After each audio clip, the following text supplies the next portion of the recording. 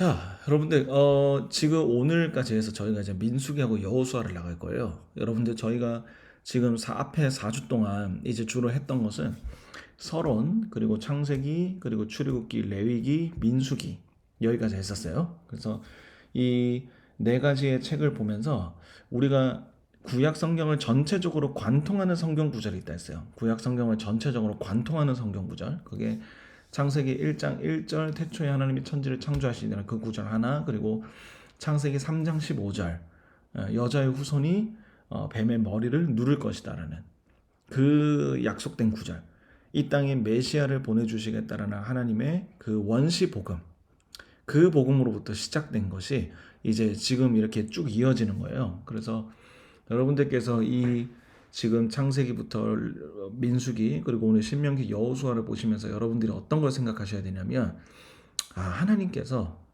이스라엘의 메시아를 보내주시기까지 이 땅에 어떠한 일들을 하고 계시는가, 그 부분들을 여러분들이 생각을 하셔야 돼요. 그러니까 단순히 이게 창세기에 이런 내용이 있었구나, 뭐 출애굽기 이런 내용이 있었구나, 뭐 민수기 이런 내용이 있었구나, 뭐 이 정도 수준에서 끝나는 게 아니에요. 이 책들이 왜 이렇게 되고, 역사가 이렇게 흘러가네? 이렇게 흘러가는데도 이게 되네? 이렇게 흘러가도 이스라엘이 망하지 않네? 이렇게 해도 하나님의 뜻대로 사니까 하나님이 이렇게 또 길을 열어주시네? 이걸 볼 수 있어야 돼요. 이거를. 그러니까 뭐 단순히 뭐 책이 뭐 이렇다, 뭐 요셉의 식구들이 애굽에서 잘 살았더라, 이런 이 정도 수준에서 우리가 그칠 것이 아니라, 어? 요셉의 가족들 70명이 애굽으로 들어갔는데 300만 명이나 되어서 나갔다고? 어떻게 이런 일이 가능하지? 그리고 아무것도 모르는 사람들, 이 사람들 결국 탈락이 됐네. 그러면 다음 세대들은 어떻게 하지? 출애굽 2세대들 어떻게 하지? 그러니까 이런 식으로 역사에서 일어나는 모든 일들에 대해서 하나님이 어떻게 인도하실까라는 궁금증을 가지고 이 구약 성경을 보실 필요가 있어요.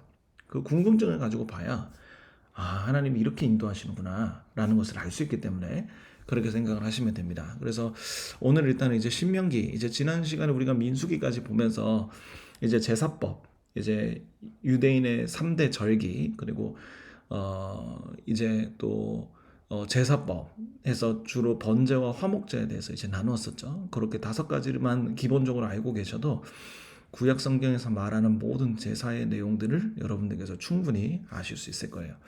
그리고 민수기를 통해서 우리가 하나님께서 순종하지 않는 이스라엘 백성들을 결국에는 가나안 땅에 들어가지 못하도록 하신다라는 것을 우리가 보았고, 그리고 가데스 바네아라는 곳에서, 바란 광야라는 곳에서 이제 이스라엘 백성들이 40년 동안 이제 뺑뺑 도는, 이제 광야를 뺑뺑 돌다가 이제 1세대들, 모세와 같이 살았던 시대 사람들이 다 죽고, 여호수아 갈렙을 제외하고 다 죽고, 그 다음에 이제 출애굽 2세대들이 이제 모압 평지에 도착하는 그러한 이제 모습들을 보여주는 게 이제 신명기예요. 그래서 지금 제가 말씀드린 내용들이 무슨 말인지 하나도 모르셔도 혹시나 제가 이따가 지도에서 설명을 충분히 드릴 거기 때문에 그때 이해하셔도 됩니다. 지금 바로 이해하지 않으셔도 괜찮아요.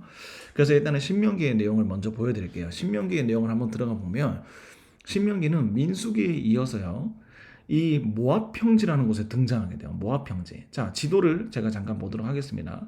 자, 여러분 이 지도를 보시면, 자, 제가 여기다가 써놨는데요. 애굽에서 떠나 시내산까지 내용에 이르는 것이 출애굽기예요. 그게 무슨 말이냐면, 여기가 애굽이에요. 여기가 애굽이고요. 여기를 떠나서 이렇게 쭉 흘러와요. 광야 생활을 이렇게 쭉 해요. 여기가 다 광야예요. 그리고 신광야, 르비딤, 그리고 시내산, 여기 시내산이 있죠. 여기까지의 왼쪽에 있는 이 직선의 이 길들이 바로 출애굽기의 내용들이에요. 출애굽기의 내용들. 그리고 이 시내산 안에서 했던 일들을 기록한 것이 뭐죠? 레위기예요. 레위기. 그래서 장소의 이동이 없다고 말씀드렸어요. 장소의 이동이 없어요. 그리고 시내산을 떠나서 이제 바로 사실은 가나안 땅으로 훅 들어가야 되는데, 이제 정탐꾼 12명 중에 10명이 불순종을 해가지고 40년 동안 이제 광야를 돌게 되죠. 그래서 이 시내산에서 출발해서 쭉 올라갔다가 이 광야, 바란 광야, 가데스 바네아라는 곳에서 이스라엘 백성들이 40년 동안 뺑뺑 돌게 돼요. 그러면서 모세와 같은 동시대 사람들은 다 죽었어요. 동시대 사람들은 다 죽었어요. 그리고 후손들, 그들의 후손들이 이제 다시 태어나고 자라면서 최대 40살 정도의 사람들이 이제 모이게 된 거죠. 그래서 이 사람들은 제가 나중에도 얘기할 거지만 이 사람들은 어떤 사람이냐면요. 완전히 광야에서 태어난 사람들이에요. 광야에서 태어난 사람. 그러니까 뭘 몰라. 뭘 몰라요. 마치 흰 도화지와 같아. 아무것도 모르는 사람들이에요. 이 모르는 사람들에게 이제 이 광야를 지나서 이시온 계별을 통과해서 오늘 이 모압 평지에 이르는 이 과정이 민수기예요. 이 과정이 민수기예요. 그리고 오늘 이 모압 평지 이곳에서 이제 모세가 이 출애굽 2세대들 모세의 자손, 모세의 아들, 딸들 되는 이 2세대들에게 이제 하나님의 말씀을 전하는 이 책이 뭐냐면 바로 신명기의 내용이에요. 네. 그래서 이 신명기는 어떻게 우리가 생각을 하면 되냐면 이스라엘 자손이 시내산에 도착했을 때 하나님께서는 처음에 모세를 통해서 출애굽 1세대에게 율법을 주셨어요. 1세대에게. 그래서 우리가 알고 있는 십계명은 출애굽 1세대들에게 주신 첫 율법이에요. 첫 1세대. 그런데 이 신명기의 이름의 뜻이 뭐냐면 두 번째 율법이라는 뜻이거든. 두 번째 율법.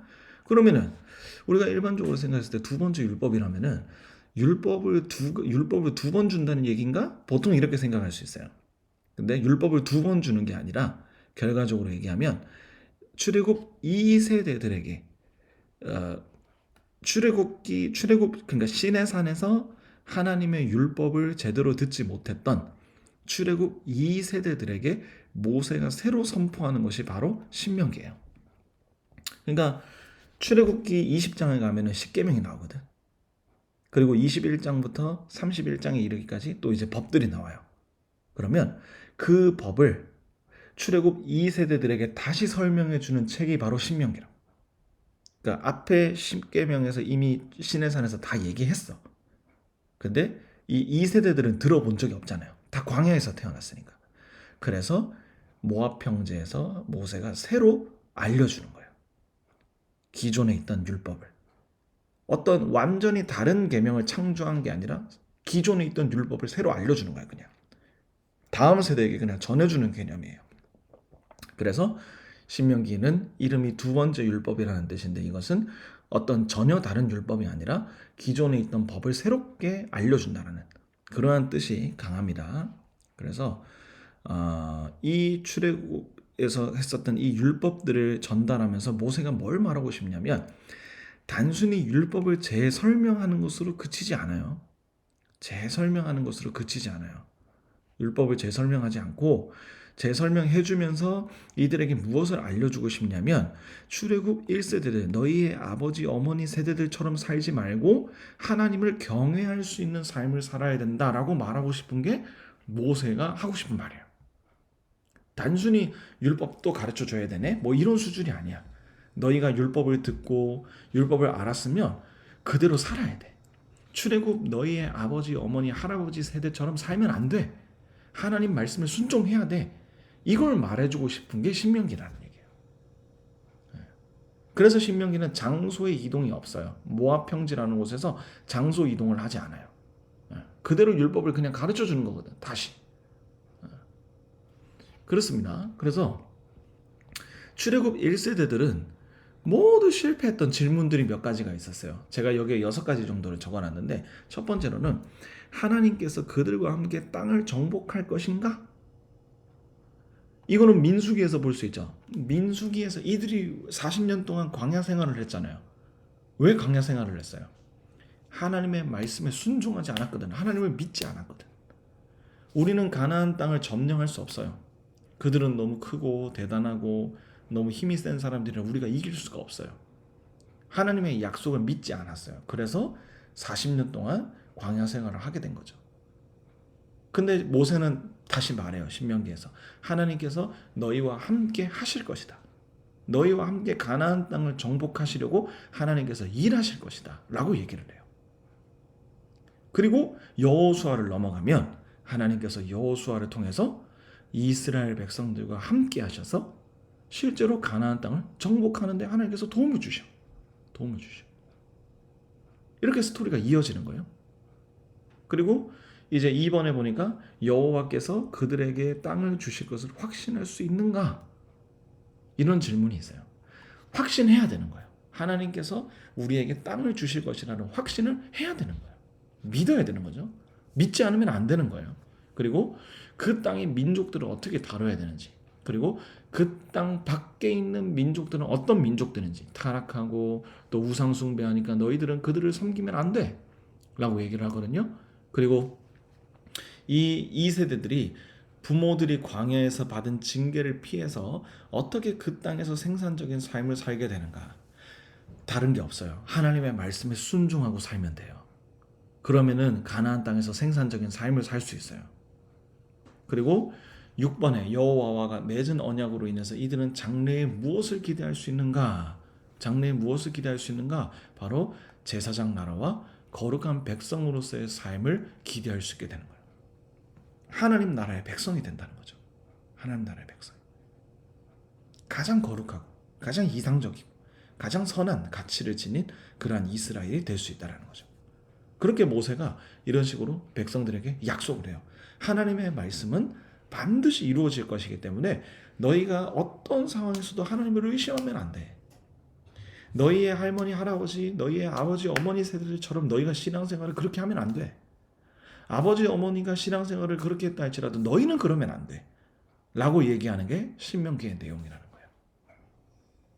그래서 출애굽 2세대들에게 이제 말씀을 전한 후에 모세가 이제 120살에 이제 호렙산, 그러니까 이제 느보산이라고도 하는데요.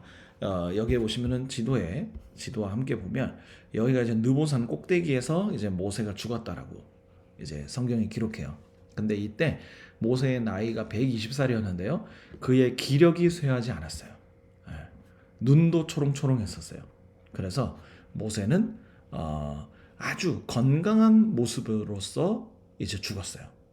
그래서 기력이 쇠하지 않고 그의 눈이 흐리지 아니하였다라고 이렇게 성경이 모세를 기록을 해놔요. 그리고 이제 성경이 모세를 굉장히 높은 사람으로 평가하거든요. 어떤 식으로 평가하냐면 신명기 34장 10절에서 12절에서 이렇게 표현해요. 이후에 이스라엘에 모세와 같은 선지자가 일어나지 못하였다. 모세와 같이 하나님을 대면해서 아는 사람이 없었고요. 그리고 하나님께서 그를 애굽 땅에 보내사 바로와 그의 모든 신하와 그의 온 땅의 모든 이적과 기사와 모든 큰 능력과 위엄을 행하게 하셨어요. 그러니까 우리가 출애굽기에서 봤듯이 10가지의 재앙들을 이렇게 대놓고 모세를 통해서 그 기적들이 일어났잖아요. 여러분, 이런 한 나라가 망할 정도의 엄청난 기적을 베푼 사람은 모세밖에 없어요. 한 나라가 망할 정도로 기적을 10가지나 재앙을 일으켰다는 건요, 모세 말고 한 사람이 없어요. 누가 했어요? 모세 말고 아무도 한 사람이 없어요. 심지어 예수님도 이렇게까지는 안 했어요. 예수님도 한 나라가 망할 만큼 재앙을 일으키신 적이 없어요. 엘리야도 마찬가지고요. 엘리사도 마찬가지고요. 세례 요한도 마찬가지고요. 선지자들도 마찬가지예요. 모세만큼의 이런 한 나라를 휘청거리게 만들 정도로 엄청난 재앙을 이렇게 보여준 사람은 아무도 없습니다. 그래서 이스라엘 사람들은 모세를 굉장히 높은 선지자로 평가해요. 그래서 모세의 율법을 그렇게나 잘 지키도록 유대인들이 길을 쓰는 거야. 모세가 정말 권위 있는 사람이기 때문에, 너무나도 대단한 사람이기 때문에, 권위가 있기 때문에 모세의 율법을 반드시 지켜야 한다는 이스라엘 백성들에게 그런 마음들이 있었어요. 그러다 보니까 이 사람들이 신약 성경을 가면 예수님과 자주 싸우는 이유가 다 율법 때문에 싸워. 율법 때문에. 아니 모세의 율법은 이걸 지키라고 돼 있는데 당신은 왜 이거를 자기 마음대로 해석하냐 이러면서 싸우게 되는 거거든. 그래서 이 신명기까지의 내용들을 통해서 모세는 정말 이스라엘에 있어서 위대한 사람이다. 이스라엘에게 있어서 가장 존경받는 사람 중에 한 명이다. 가장 대단한 평가를 받는 사람 중에 한 명이다.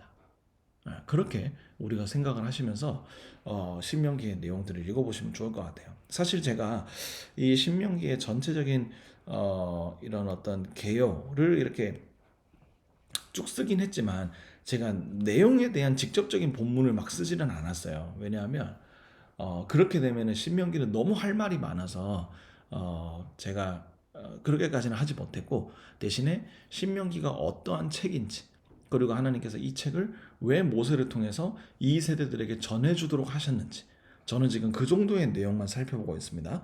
왜냐하면 이 정도의 내용만 살펴봐도 구약 성경 전체를 통과하는 데에는 문제가 없기 때문에 그래요. 그래서 여러분들께서 이 글을 읽어보시면서 하나님께서 신명기를 통해서 출애굽 2세대들에게 말씀을 전하도록 하셨다라는 사실이 중요하다는 것을 알아야 돼요.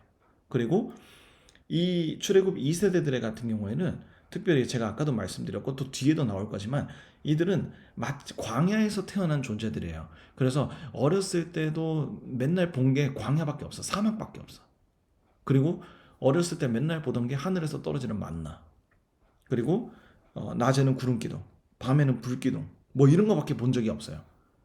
하나님을 경험한 사람들이고요. 그리고 세상의 문화에 이렇게 막 빠져 있지 않은 그러한 사람들이었어요. 흰 도화지와 같아요. 그래서 이 사람들이 하나님의 명령에 순종하도록 하기 위해서 하나님께서 이 광야에서 태어난 이 2세대들을 향해 하나님의 말씀을 먼저 주입하시는 것을 우리가 볼 수 있는 거예요. 말씀을 먼저 주입하죠. 그리고 이들을 사용하기 시작하셔요. 그래서 우리가 지금 또 여호수아에서 이 이야기를 나눌 거지만 여러분들 신명기는 우리가 중요하게 생각하는 포인트가 뭐냐면 마지막으로 한 번 더 말씀드리면 광야에서 하나님의 말씀을 순종하지 않았던 1세대들의 타락으로 인해 1세대들은 광야에서 40년 동안 다 죽어버리고 그리고 이후에 2세대들이 광야 생활을 하면서 그들은 흰 도화지와 같았고 거기에 하나님께서는 모세를 통해 모압 평지에서 신명기의 말씀을 전해 주심으로써 이들에게 흰 도화지에 하나님의 말씀을 먼저 넣어 주셨다. 이 정도로 우리가 생각하시면 돼요. 그리고 모세는 이스라엘에 있어서 가장 위대한 선지자였다. 라는 사실을 여러분들이 기억하시면 됩니다. 그래서 신명기를 이렇게 넘어가면 됩니다. 그리고 이제 오늘 우리가 나가야 될 것은 바로 이 여호수아서예요. 여호수아서를 좀 나갈 거예요. 여러분 여호수아서에서 여러분들이 가장 중요하게 여겨야 될 부분이 뭐냐면 바로 이 부재예요. 믿음과 순종으로 나아갈 때 하나님이 이끌어 주시는 은혜를 경험한 책이 바로 여호수아예요. 여러분 하나님을 의지하고 하나님의 도우심을 구하고 하나님의 선하심을 믿고 살아갔을 때 하나님께서 우리의 삶 가운데 은혜를 베푸시고 우리의 막힌 길들을 뚫어 주시거든요. 그거를 직접적으로 먼저 경험한 사람들이 바로 여호수아 시대에 살던 사람들이에요. 그래서 여러분 여호수아는요 굉장히 재미있는 책이에요. 하나님을 의지하고 살 때 하나님이 길을 열어주시는 것을 직접적으로 경험한 사람들의 이야기가 담겨 있거든. 내 삶을 하나님께서 쓰시기를 원한다면 내 삶을 하나님께서 뚫어주시기를 원한다면 그 믿음을 회복하고 싶다면 우리는 여호수아서를 읽어볼 필요가 있어요. 순종했을 때 하나님께서 길을 열어주시는 은혜를 경험하고 싶으면 여호수아서를 읽어볼 필요가 있어요. 여러분 여호수아는 어떠한 인물이냐? 우리가 민수기에서도 제가 아까도 설명했지만 민수기에서 먼저 나왔던 인물이에요. 12정탐꾼 중에 한 명이었어요. 갈렙과 함께. 그래서 모세가 죽은 이후에 눈의 아들 여호수아가요 새로운 지도자로 임명을 받아요. 그래서 가나안 땅을 점령하는 그러한 일대기를 그린 책이라고 할 수 있어요. 여호수아서는. 그래서 지금 이 지도를 보시면 제가 아까도 말씀드렸지만 여기까지가 이제 출애굽기부터 레위기, 그리고 시내산을 떠나 모압 평지에 이르기까지 여기가 민수기. 그리고 모압 평지에서 나눴던 이야기가 이제 신명기. 그리고 이제 여호수아는 어떤 이야기를 다루냐면 여기를 보시면 아, 이 지금 느보산, 이 느보산에 있는 이 곳에서 이제 요단 강을 건널 거예요. 여기가 요단 강이거든요. 요단 강이에요. 여기를 건너서 이제 이 지금의 이스라엘 땅을 가나안 땅이라 불렀어요. 지금의 이스라엘 땅을 예전에는 가나안 땅이라 불렀습니다. 가나안 족속들이 살고 있던 땅이라고 해서 가나안 땅이라고 불렀어요. 그래서 이때는 이 가나안 땅은 이스라엘 사람들의 소유물이 아니었어요. 하나님께서 전쟁을 통해서 이들에게 땅을 주신 거예요. 그래서 이 이스라엘 사람들이 이제 이 가나안 땅을 정복하는 이야기를 다룬 책이 바로 여호수아서라고 할 수 있습니다. 그래서 여호수아서는 옆에 지도를 한 번 더 보시면 이제 여기에서 시딤에서 출발을 해서요. 이 요단강을 건널 거예요. 요단강을 건널 거예요. 요단강을 건넌 다음에 제가 지금 개요를 간단하게 먼저 말씀드리고 있는 겁니다. 요단강을 건넌 다음에 이들은 이 넓은 가나안 땅 중에서 중부 지방을 먼저 쳐요. 중부 지방. 허리를 먼저 끊었나. 그 허리가 되는 곳이 어디냐면 바로 여리고성과 그리고 아이성이에요.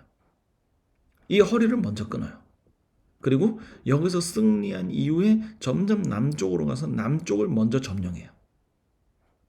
그리고 남쪽을 점령한 다음에 돌아와서 어디를 점령하냐? 북쪽을 점령해요. 북쪽까지. 그래서 여러분들이 생각해야 될 게 뭐냐면 이스라엘은 넘어와서 요단강을 건너와서 허리를 먼저 끊고요. 그리고 운동식으로 따지면 하체를 먼저 하고 그 다음에 다음날 상체를 하는 것 같아. 그래서 허리 운동을 먼저 하고 그 다음에 하체 운동, 상체 운동 했다라고 생각을 하면 돼요. 그래서 점령도 허리를 먼저 끊어놓고 그 다음에 아래를 치고 위를 치는 거예요. 그렇게 생각하시면 됩니다. 이게 여호수아가 가나안 땅을 점령하는 과정이에요. 네. 그래서 여호수아의 이 부분들 제가 설명했으니까 이 부분은 넘어가도록 하겠습니다. 자, 여러분 그리고 여호수아를 보면서 우리가 생각해야 될 게 뭐냐면 정말 두 번째로 생각해야 될 정말 중요한 게 뭐냐면 이 여호수아와 이스라엘 백성들이 앞으로 나아가기 위해서 지켜야 할 가장 중요한 게 있어요. 그게 말씀에 순종하는 거예요. 말씀에 순종하는 거예요. 여러분 진짜 제가 여호수아 중에서 개인적으로 가장 중요한 것을 꼽으라고 한다면 저는 어디를 꼽고 싶냐면 주저없이 저는 1장을 선택하고 싶어요. 1장. 여호수아서에서 가장 중요한 곳이 어디냐? 저는 1장이라고 얘기하고 싶어요. 1장. 왜? 1장은 여호수아와 이스라엘 백성들이 가나안 땅을 점령해야 할 모든 근거가 되기 때문이에요. 우리가 왜 가나안 땅을 점령해야 되는데? 우리가 어떻게 가나안 땅을 점령할 수 있는데? 아까 신명기에서도 얘기했잖아. 가나안 땅을 점령할 때 하나님께서 함께 하실 거야? 그 질문들이 있다 했잖아요. 하나님 함께 하신다고. 하나님 함께 하신다고. 그래서 1장은 정말 중요해요. 왜? 하나님께서 여호수아에게 힘을 주시면서 여호수아에게 요구하시는 것이 있었거든요. 요구하시는 거. 요구하시는 게 뭐였냐? 그게 바로 여호수아 1장 3절에서 9절까지 있는 말씀이에요. 내가 모세에게 말한 바와 같이 너희 발바닥으로 밟는 곳은 모두 내가 너희에게 주었다. 주었다고 되어 있어요.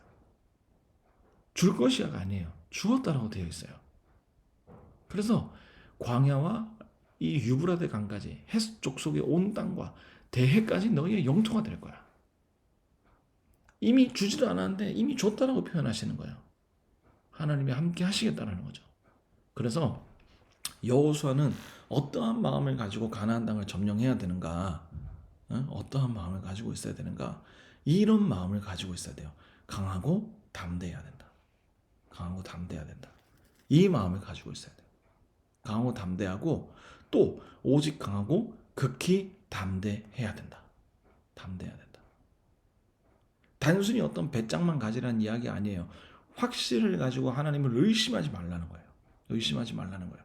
하나님이 반드시 도와주실 것이라는 그 믿음을 가지고 있으라는 거예요. 그 힘을 가지고 있으라는 거예요.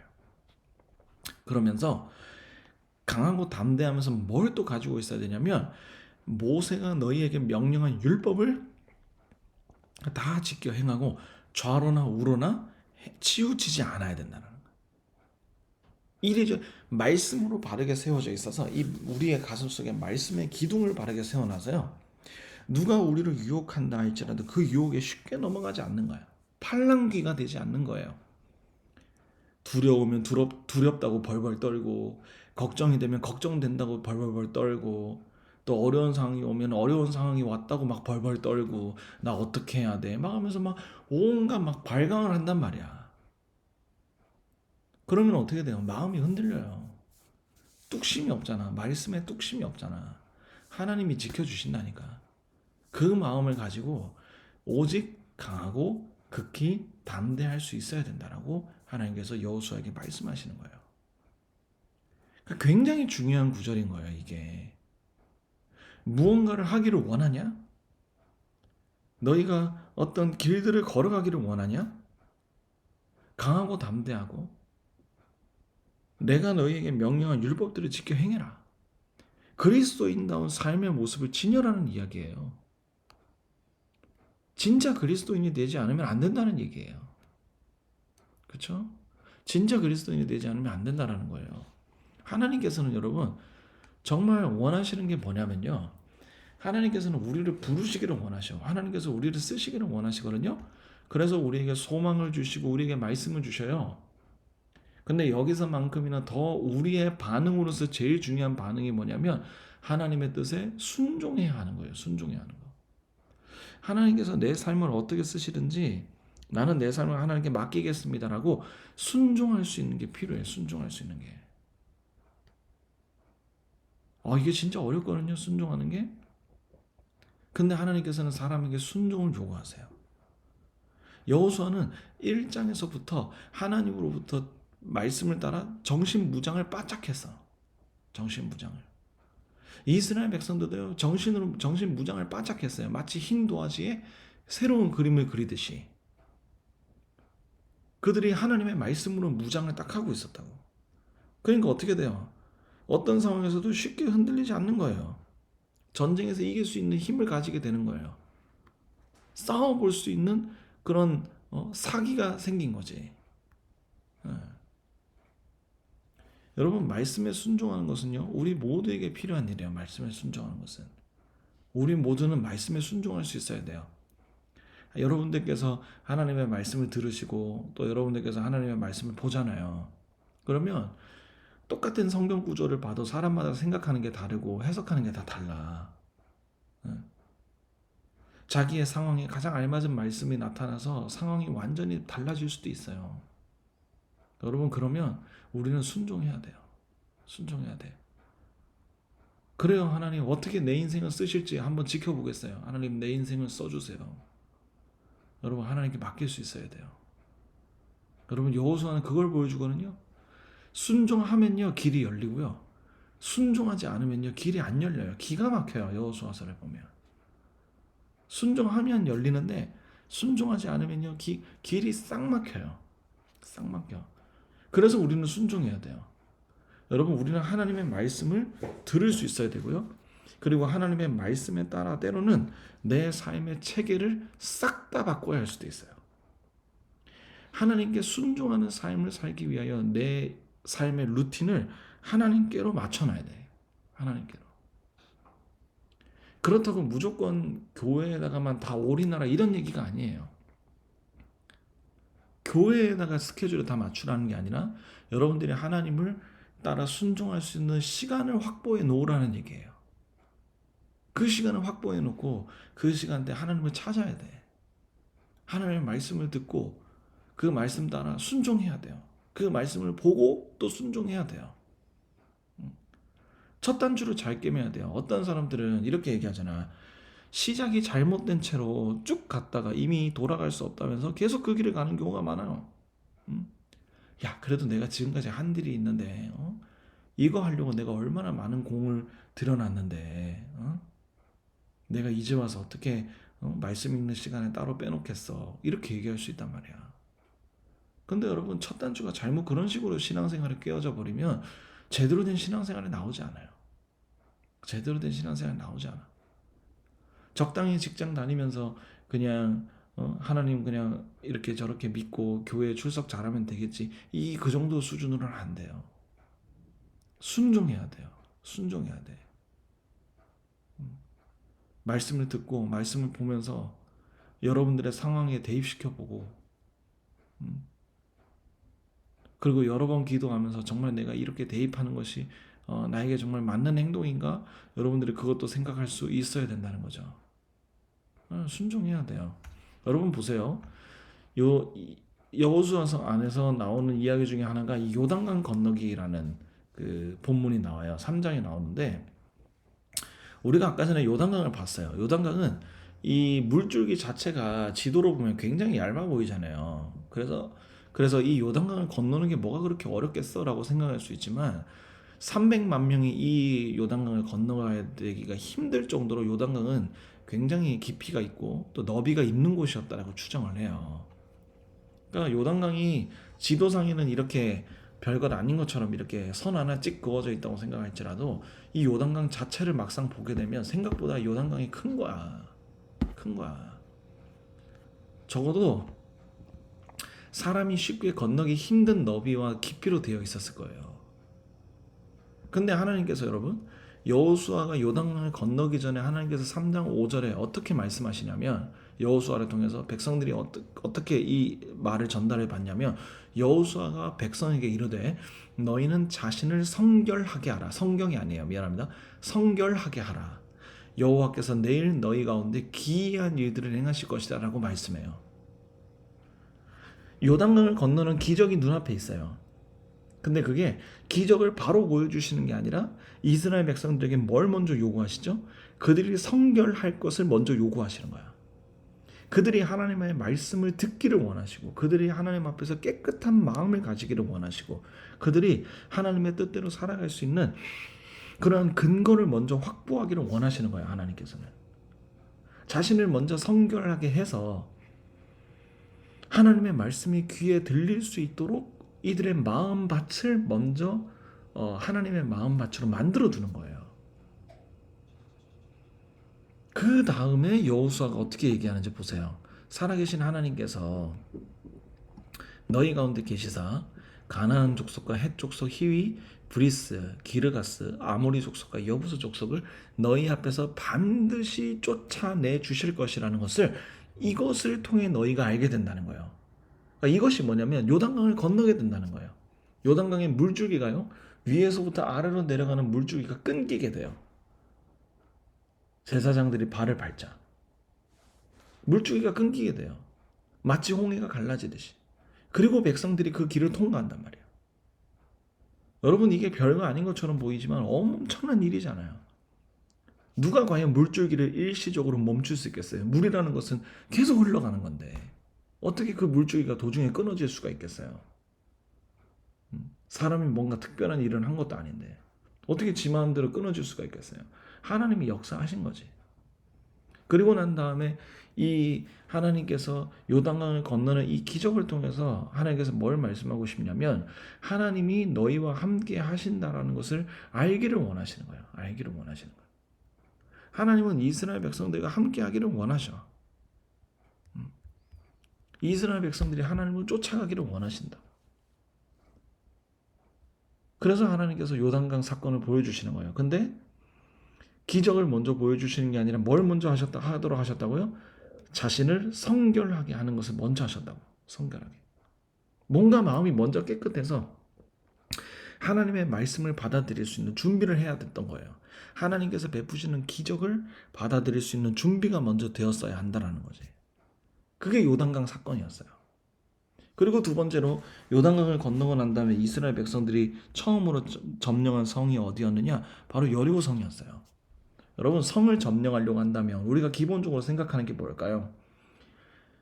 그 요새가 얼마나 강한지, 그 성읍이 얼마나 튼튼한지, 그리고 백성들이 얼마나 있는지, 그리고 군사들이 얼마나 훈련이 잘 되어 있는지, 뭐 이런 것들을 볼 거 아니야. 그렇죠? 그리고 이스라엘 백성들이 여리고 성을 점령하려면 뭐가 필요해요? 칼과 창과 방패, 뭐 갑옷, 뭐 때로는 뭐 공성전을 하려면은 뭐 돌 같은 것도 있어야 되고 투석기 같은 것도 있어야 되고 여러 가지들이 장비들이 있어야 되잖아요. 그래야 전쟁을 할 거 아니에요. 근데 이스라엘 백성들에게 하나님께서는 장비라고 하는 게 뭐 제대로 된 무기를 준 것도 아니에요. 방패를 준 것도 아니고요. 어떤 투석기와 같은 도구를 주신 것도 아니야. 하나님이 이스라엘에게 먼저 요구한 것은요, 할례였어요. 할례. 할례. 전쟁을 앞둔 사람들에게 갑자기 할례라니. 칼과 창과 방패를 가지고 전략을 잘 짜서 이 여리고성을 박살낼 수 있는 방법을 찾는 게 더 중요한 것 같은데, 하나님 입장에서는 어떻게 해요? 그저 너희가 일주일 동안, 응? 하루에 한 바퀴씩 6일 동안 여리고성 주위를 6바퀴 돌고, 그 다음에 마지막 7째 날에 7바퀴를 돌아라. 그리고 제사장들이 나팔을 불 때 모든 백성들은 함께 함성을 질러라. 그 정도밖에 안 하시는 거예요. 할례를 먼저 받도록 하시고, 그 할례를 통해서 하나님께서 뭘 알려주고 싶어 하시냐면, 너희가 나의 백성이다라는 것을 알려주시기 위하여 하나님이 우리의 몸에서 할례를 하라고 말씀하시는 거예요. 할례를.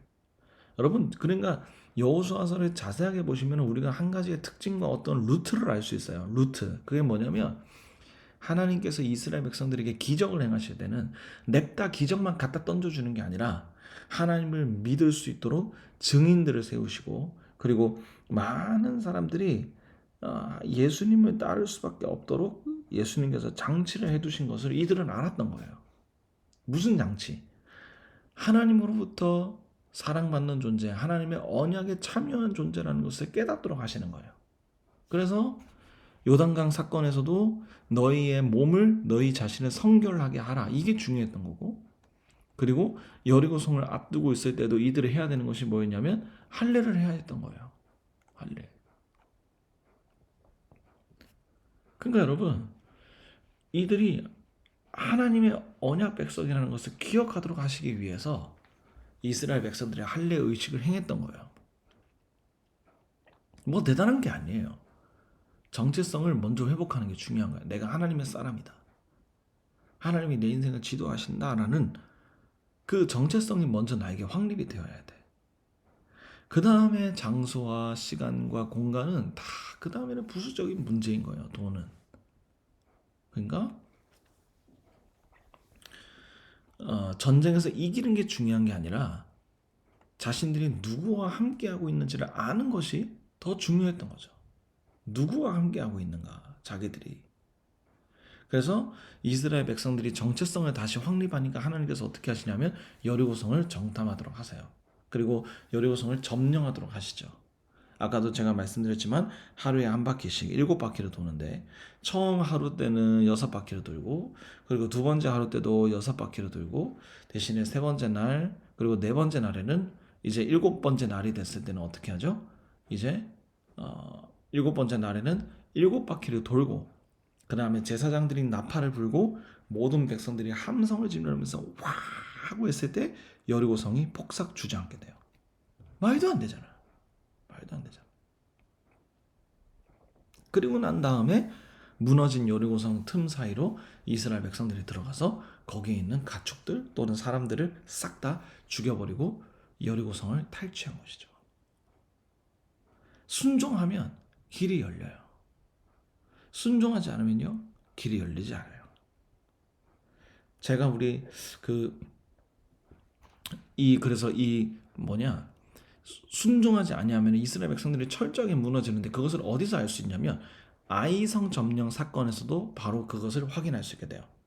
여러분, 제가 방금 전에 말씀드렸다시피 이스라엘 백성들이 여리고성을 정탐할 때 자기들이 뭔가 애를 써서 여리고성을 무너뜨린 게 아니었잖아요. 그들이 했던 것은 하루에 한 바퀴씩 6바퀴를 돌고 6일 동안, 그리고 마지막 7째 날에는 7바퀴를 돌았을 뿐이에요. 그러니까 성을 13바퀴 돌고 고함 지르니까 성이 무너져 내린 거야. 근데 이거는 말씀에 순종을 했기 때문에 이렇게 된 거죠. 근데 말씀에 순종하지 않으면 그러면 어떻게 되는데? 그게 아이성 사건이에요. 아이성 사건. 제가 아까 전에 말씀드렸다시피 이 아이성 사건을 보면 여리고성 바로 근처에 있어요. 여리고성 바로 근처에 있어. 여리고성 바로 근처. 근데 이 아이성은요, 특별히 좀 어떤 성이었냐면, 미안합니다. 이 아이성은 어떠한 성이었냐면 이 여리고 성에 비해서 굉장히 작은 성이었어요. 규모가 작은 성이었어. 근데 그러다 보니까 이스라엘 백성들이 여호수아와 이스라엘 백성들이 어떻게 생각하기 시작하냐면 여리고 성에 비해서 아이성이 너무 작으니까 이 사람들이 교만함을 가지기 시작해. 아씨 저건 뭐 별거 아니네. 어? 야씨 우리는 여리고성도 다 부시고 점령했던 사람들이야. 어? 우리가 저 조그마한 아이성 하나 공략 못할 것 같아? 사람들은 그렇게 생각한 거죠. 이렇게 생각하면 안 되는데. 그러다 보니까 이스라엘 백성들이 어떻게 하냐면 아이성 전투를 할 때 최선을 다해서 전투를 해야 되는데 딸랑 3천 명만 보내게 돼요. 3천 명. 그래서 결국 어떻게 될까요? 완전히 깨지게 돼요. 완전히 깨지게 돼. 그게 어떤 상황 가운데 있었냐면 어, 자, 3천 명만 여기 있어요. 3천 명만 올려 보냈다가요. 아이성 사람으로부터 몇 명이 죽게 되냐면 36명이 죽는 불상사가 일어나게 돼요. 36명.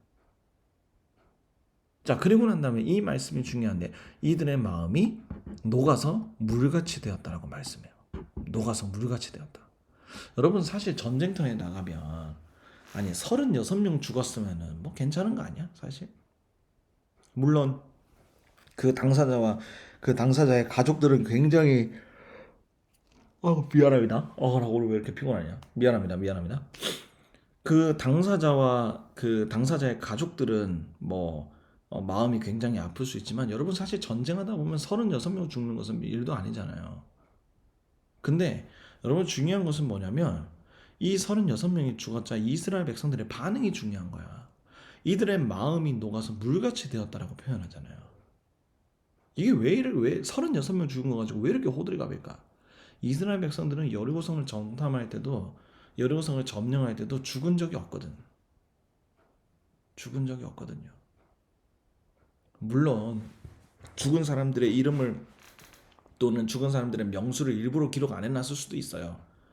근데 그렇다 할지라도 여리고성 안에서는 그들의 마음이 녹아서 물같이 되었다라는 말씀이 없어요.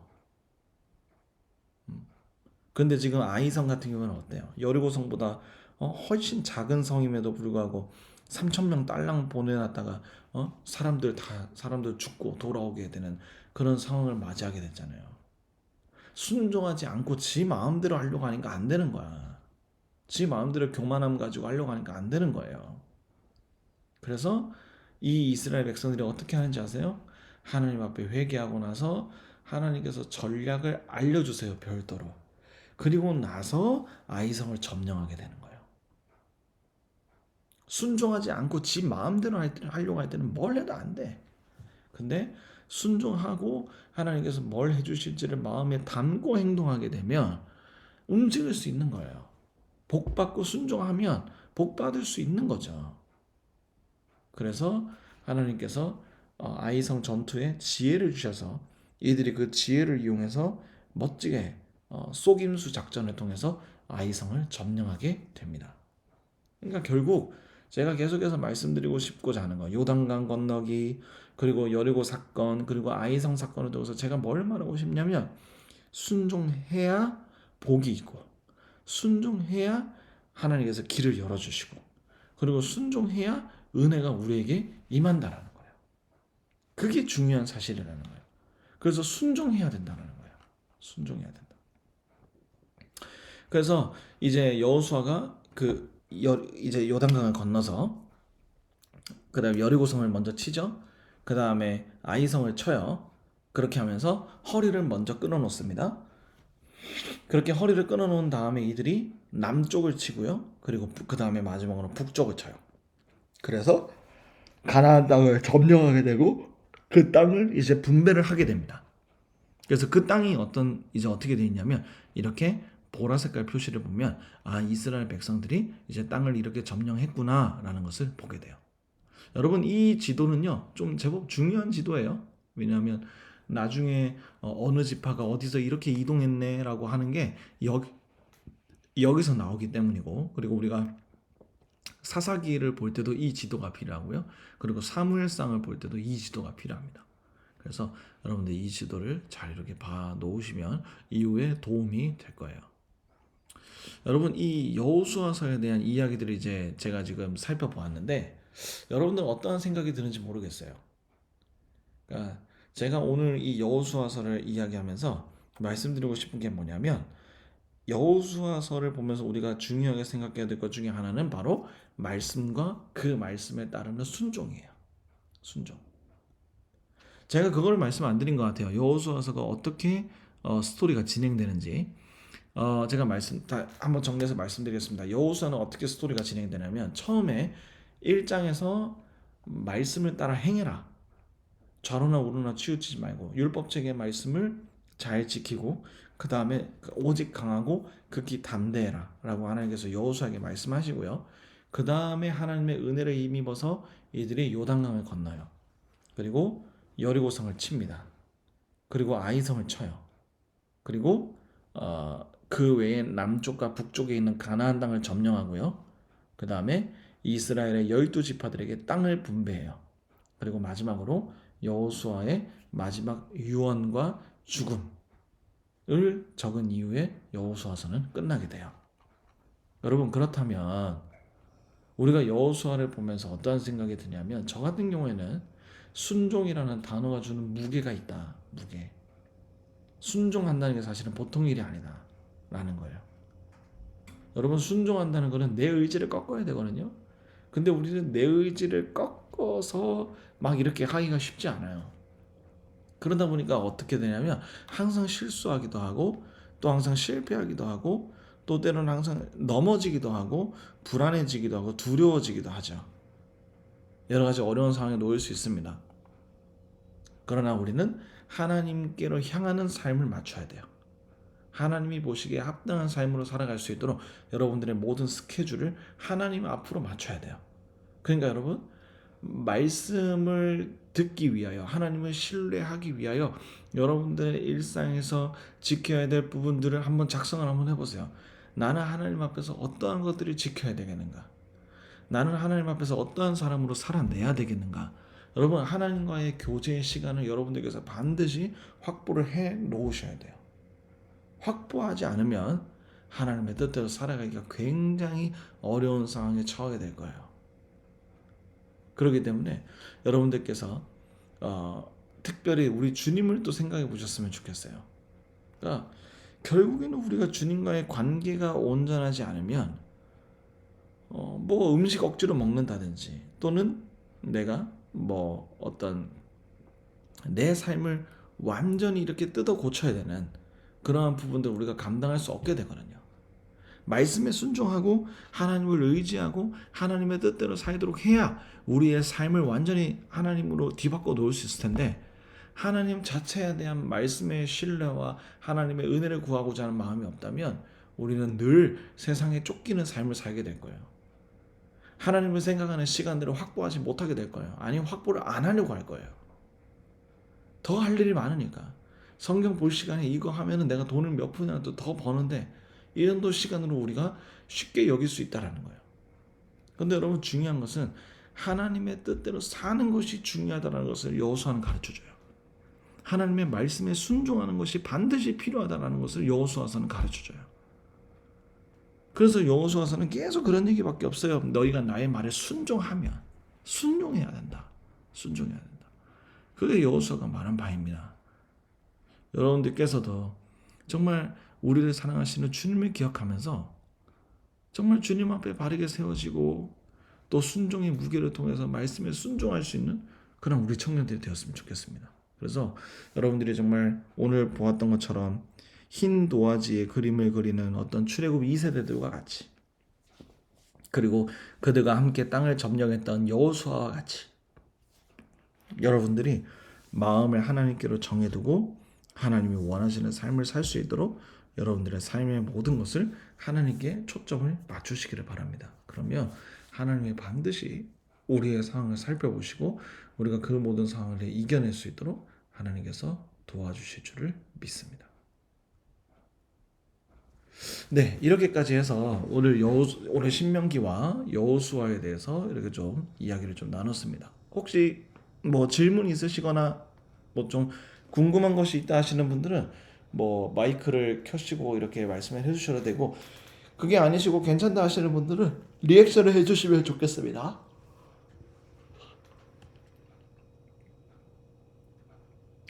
미안합니다. 오늘 좀 피곤해서 제가 아까까지만 해도 괜찮았는데 조금 피곤하네요. 미안합니다. 진짜로 안 좋은 모습을 보여줘서 미안합니다. 오케이, 좋습니다. 이렇게 하시고 여호수아까지 오늘 했고, 그 다음에 이제 다음 시간에 봐야 될 게 이제 우리가 사사기, 룻기, 사무엘상까지는 조금 나가기 어려울 것 같은데 제가 좀 추경하면은 사무엘상까지 나갈 수 있을 것 같아요. 만약에 그렇게 하면 사무엘상까지 하고, 그 다음에 열왕기 상하, 그 다음에 역대기는 특별히 하지 않습니다. 왜냐하면 열왕기 상하가 역대기의 내용과 거의 비슷한 점이 많거든요. 그래서 하지 않아요. 그리고 열왕기 상하 하면서 다음 주에 바벨론 포로까지 이야기를 할 거고요. 그 다음에 바벨론 포로에서 돌아온 이야기까지 하면 앞으로 최소 3주면은 끝납니다. 그러니까 3주면 끝날 것 같아요. 이번 주, 다음 주까지 포함해서 다음 주부터 3주면은 제가 알기로 5월 안에는 마칠 수 있을 것 같거든요. 그래서 웬만하면 예정된 날짜에 맞출 수 있도록 제가 그렇게 한번 해보겠습니다. 네, 그러면 제가 기도하고 마치도록 하겠습니다. 그리고 리더들은 이 방에서 계속 모여서 다음 나눔을 진행하도록 하겠습니다.